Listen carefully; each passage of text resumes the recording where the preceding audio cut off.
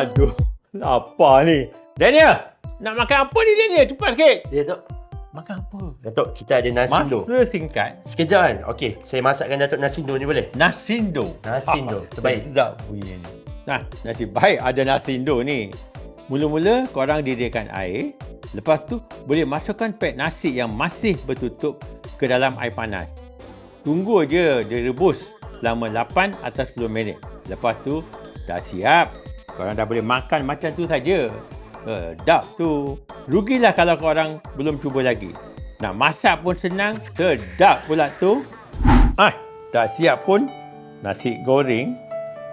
My God, nasindo. Bismillahirrahmanirrahim. Ini rasa soto pula. Ni kena cuba ni. Baru balik Jakarta.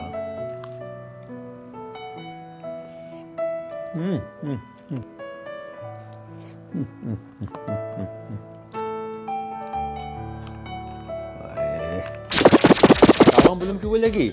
Nasindo. Sedap. Lapar? Makan nasindo. Cepat. Shopping kat Maidin. Ada di Maidin.